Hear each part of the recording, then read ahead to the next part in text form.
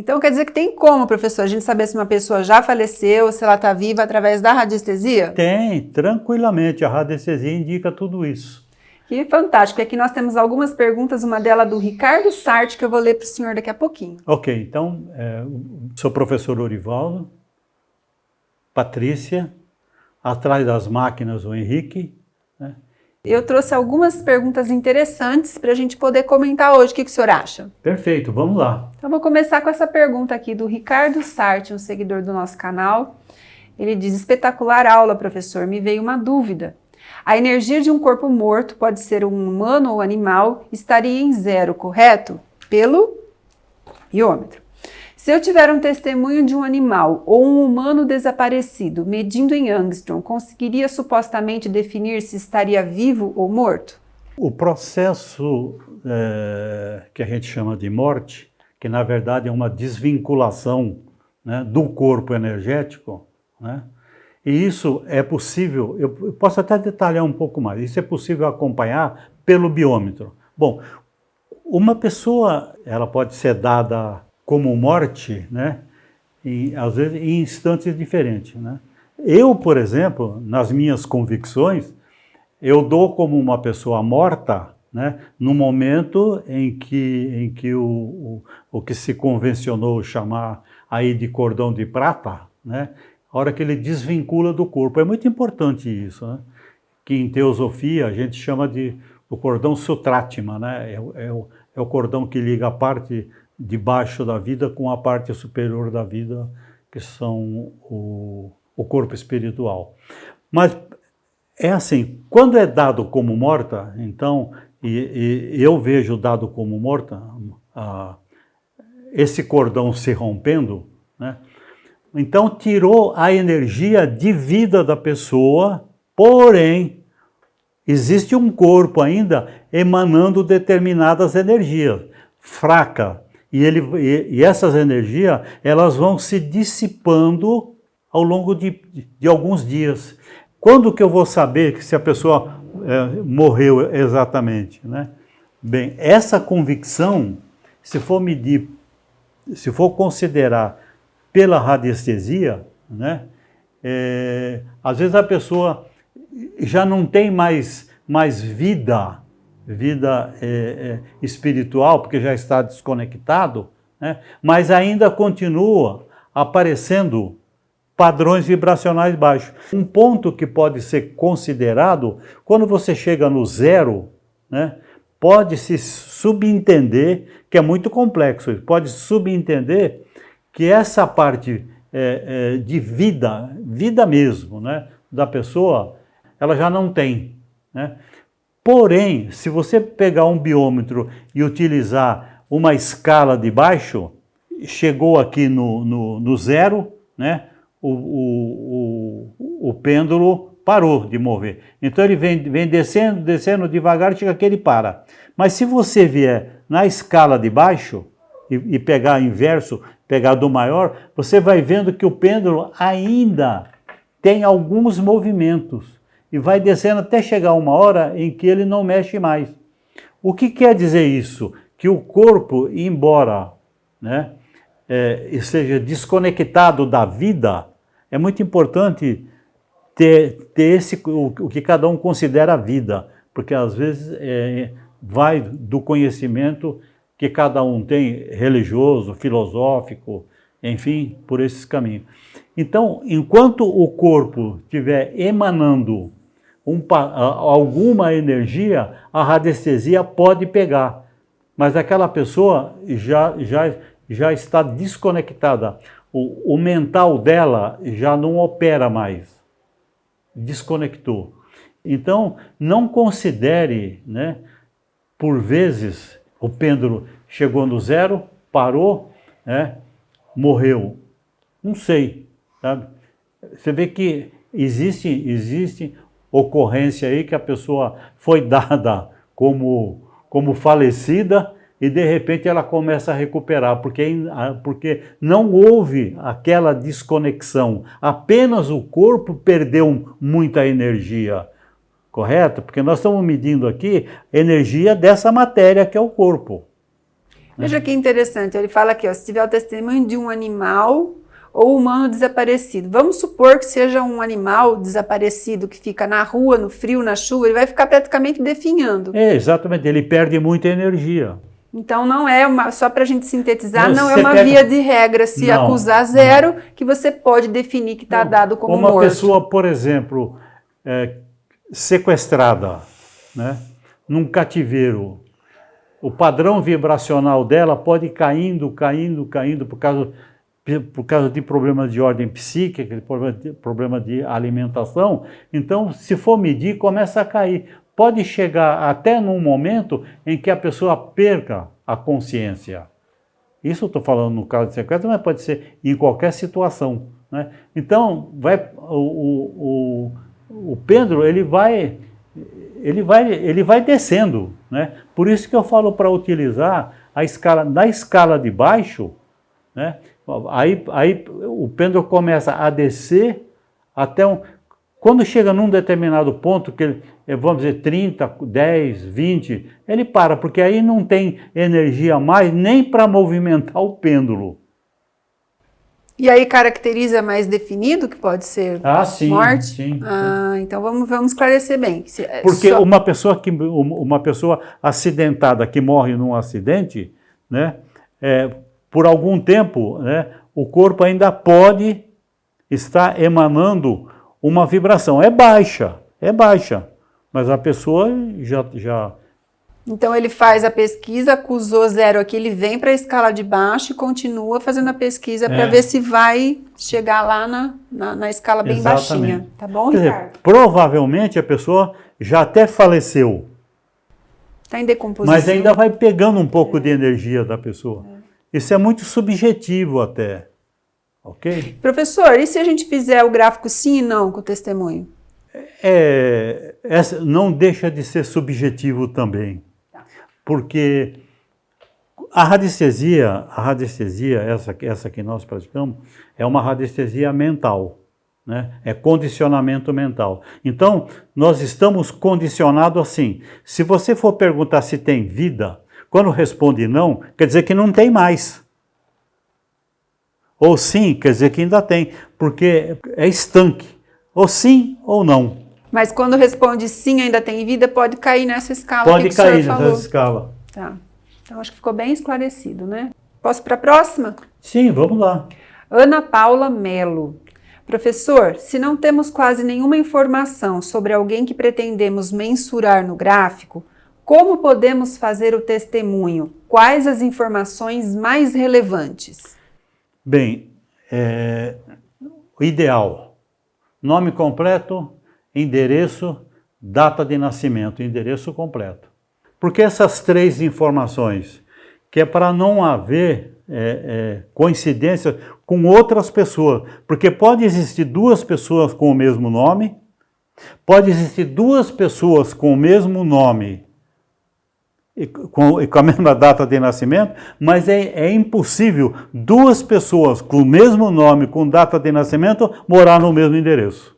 Mas eu considero ainda que, por alguma necessidade, pelo menos o nome e endereço.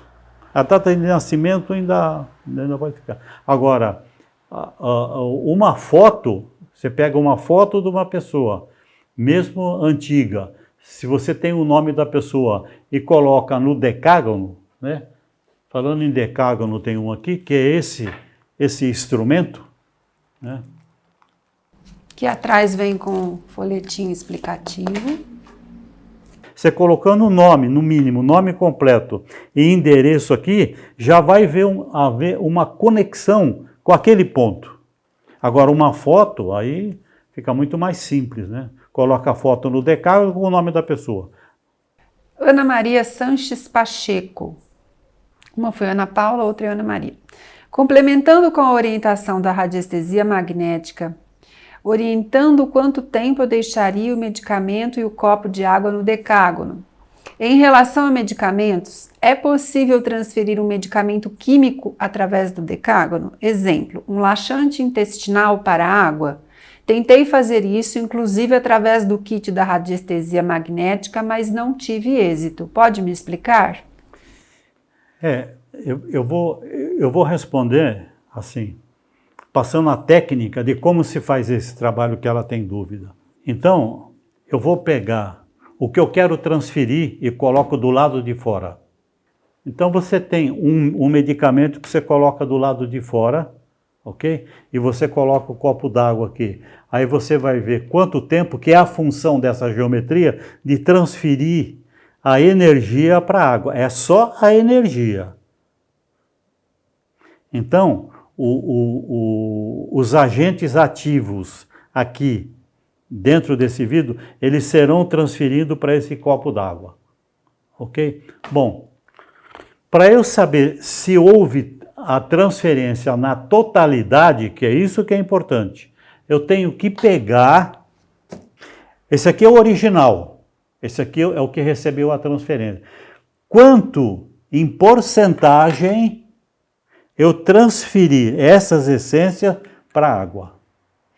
Aí eu vou pegar a escala de porcentagem. Tem que chegar no 100. É sabido que 100% de alguma coisa é completo. Perfeito. Então, se chega no 70, no 80, volta ao processo anterior. Deixa mais tempo. Deixa mais tempo. Até que aqui se chegue no 100%. A gente não sabe quando ela mensura aqui que ela não teve êxito, se ela tomou e não funcionou, se ela não mediu, aí fica meio vago, né? Tem mais. Isso aqui a gente continua. Foi transferido. Agora, por segurança, se eu tenho esse gráfico aqui, é o gráfico de compatibilidade. Aí, né, nós vamos pegar essa água, colocar aqui, e o testemunho da pessoa que vai receber, correto? Tem que dar uma compatibilidade. Primeiro, que essa água tem que ter o mesmo valor desse medicamento. Então, vamos voltar um passo atrás, para ser mais didático. Eu pego esse... Então, eu medi isso aqui, deu 8.000. Aí eu vou pegar a água, vou medir, tem que dar 8.000 também. Então, deu 100%, e eu estou confirmando, porque a vibração é idêntica. O que é importante saber é se há compatibilidade entre a pessoa e o medicamento ou a água. Nós vamos utilizar esse gráfico. Você pega é só pegar o testemunho da pessoa e medir. Deu um valor 7.000, por exemplo. Aí você pega a água né, e deu 8.000. Quando você coloca os dois, né, o valor encontrado deve ficar entre 7 e 8. Então, porque há compatibilidade. Se cair, se ficar abaixo de 6, é porque aquela medicação, né, fora ou a da água, se tornou incompatível com aquela pessoa. Olha que interessante, deu 8.000, e na pessoa foi incompatível, a energia caiu. Cai. Isso mostra a individualidade do ser. O que é bom para um não pode ser, que não signifique para o outro, seja bom para o outro. Então você pode ter alguma coisa muito saudável, mas para algumas pessoas é certo que não faz bem para aquela pessoa, é incompatível. Né? Então, o que se precisa? Esse processo, um decágono, um gráfico de compatibilidade, pêndulo. Sem pêndulo não se faz nada em radiestesia, né? E uma escala, tanto em Youngston, que vai medir o padrão vibracional, como a porcentagem do que foi transferido, se foi parcial ou na totalidade. Aproveitando esse assunto, vou fazer a nossa última pergunta, tá bom? Edinaldo Bezerra, professor, nessa questão da incompatibilidade alimentar, uma saída para poder comer os alimentos incompatíveis seria o transmutador químico de substâncias tóxicas para saudáveis? Ou, nesse caso, não se aplicaria? Não se aplica. É o que nós acabamos de falar de incompatibilidade. Porque eu vou aproveitar, eu tenho aqui um transmutador, esse aqui é o transmutador químico. Que linda essa caixa, hein, professor? Olha que capricho, gente. Presta atenção nisso. Qual é a função do transmutador químico? Nós vamos começar explicando essa função. Ele tem por finalidade, né, como o próprio nome fala, transmutar, ele tem como finalidade tirar do alimento colocado aqui, né, tudo que é tóxico. Né? Um exemplo tradicional que eu dou é o cigarro, que tem tem 400, conhecidas, 400 e tantas toxinas que você coloca aqui e depois de um determinado tempo, né, o cigarro fica limpo. Ele já não é mais cigarro, porque mudou o sabor, já não faz mais mal, então não é o cigarro original. Agora, então, o que ele fala é o seguinte, o transmutador químico, ele limpa o que é nocivo, ele tira a toxicidade. Mas se a pessoa é incompatível, eu pego uma maçã que está contaminada por agrotóxico, eu coloco aqui, eu tirei toda a toxicidade da maçã. Mas se a pessoa for incompatível com a maçã, quando ela ingere a maçã, não vai fazer bem, alguma coisa vai acontecer. Exatamente. Acho que está explicado, né? Perfeito, professor. Então, o transmutador químico, ele chama transmutador. Mas vamos dar um exemplo aqui, sem ser o cigarro. O que a gente poderia colocar aqui para o nosso benefício? Eu falei da maçã. Fora uma fruta aqui, outra coisa. Uma ração de cachorrinho, por exemplo? Por exemplo, hoje as rações que se produzem aí, eu não quero entrar em detalhe. Olha a Patrícia causando polêmica nessa Eu não quero entrar em detalhe, porque eu já tive essa conversa com alguns veterinários e eles não concordaram comigo. Tudo bem. Porque a toxicidade que tem numa ração, para ela se manter, entre aspas, com qualidade, o que eles chamam de qualidade, né, é totalmente contrário à saúde. É totalmente contrário. Porque olha do que é feita a ração. O tratamento que essa ração recebe, né, para não deteriorar. Aí vai o animalzinho lá e... Super sensível, que são, né, os animais. Agora, muitas pessoas tratam, né? Então compra a ração, né, procurar sempre uma ração de qualidade melhor possível, né? Porque o animal não come lá, a não ser um cachorro enorme, né? Não come lá essa. Então se trata, coloca a ração aqui, né? Pode colocar porção também, né? Porção, por porção. E aí tem um tempo, ou mede aqui? Como que... Faz a mesma coisa, você mede a ração antes. Vamos, com certeza, vai dar 2, 3 mil ângulos, 4 mil ângulos, 2 mil ângulos. Aí você coloca aqui, você tirou... Mede lá. Mede novamente. Se ela passou de 6,5, o ideal é 7. Pronto, o animal... Agora, quanto tempo vai ter que ficar aqui? Aí depende da toxicidade que tem no alimento. Existem coisas que você tira em 2 horas. O cigarro demora 70 horas. Olha só que interessante. Então uma ração, né? Não sei, depende da ração. Mas você pode pegar, por exemplo, um tubo, porque o que não pode é cobrir voltando à geometria, não pode cobrir a geometria, correto? Mas você pega um tubo, né? Enche totalmente. Não tem altura. Pode chegar ser um vidro, um pote de vidro. Claro, um pote de vidro. Desde que não cubra. Não pega esse espaço. Esses traços, não tem problema nenhum. Aí você limpa. Que a pessoa já pode preparar uma porção maior, né, senhor? Dependendo do tempo que vai ficar aqui, de repente vai ficar 2, 3 horas, coloca à noite, se passar do tempo também não tem problema. No dia seguinte, coloca à noite, com certeza no dia seguinte está limpinho. Aí já coloca uma outra, então cada 24 horas faz a troca. Eu quero um desse. Onde que eu compro? Na Biopendular. Na Biopendular, www.biopendular.com.br. Vocês vão ver que aqui na caixa tem uma geladeira. Quando o transmutador químico foi desenvolvido, a ideia foi para cigarro, mas o conhecimento evolui também, né? Aí quando eu vi que servia para alimento, porque isso aqui inicialmente era montado em madeira, só que a madeira absorve umidade. Então, por quê? Porque começamos a colocar embaixo na geladeira, para limpar tudo que tem dentro da geladeira. Então não precisa ficar aqui em contato direto. Não, você coloca em contato direto coisas pequenas, que nem você falou, a da ração, né? Aí o transmutador foi feito totalmente em PVC, plástico, para não pegar umidade. Coloca-se aqui embaixo e só não pode cobrir.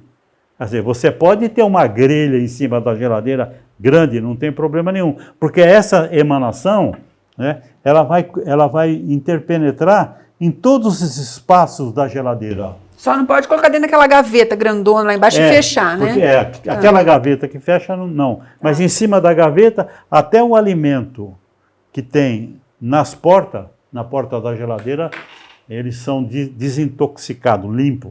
Olha que maravilha, fantástico. Tá. Perfeito, né? Perfeito. Isso daqui é uma joia rara, Sr. Erivaldo. Tenham dúvida, pergunta, curiosidade, pode fazer as perguntas através do nosso site. contato@biopendular.com.br. Não só sobre isso que nós mostramos, gráficos, pesquisas, né? Mas também sobre o que foi dito na semana passada, na apresentação anterior, sobre esse trabalho que nós introduzimos agora, de fazer pesquisa e indicar tratamentos à distância. Então você tem lá o contato@biopendular.com.br para você tirar inclusive essas dúvidas. Como é que você procede, o que você manda, como é que faz, quanto paga, que jeito que faz. Preenche lá e manda que a Patrícia responde, com toda a segurança. Essas informações também estão no Instagram da Biopendular, estão no site, no www.biopendular.com, né, seu Erivaldo? .com.br. E aqui também na descrição do vídeo, embaixo, nos comentários, vocês também podem deixar as suas dúvidas, alguma coisa que gostariam que a gente comentasse aqui, explicasse, o Erivaldo explicasse para vocês. Tudo aqui é lido e respondido, né, seu Erivaldo? Com muito carinho. A gente fica muito feliz com a participação de todos. Gratidão e até o nosso próximo encontro. Até a próxima semana. Até.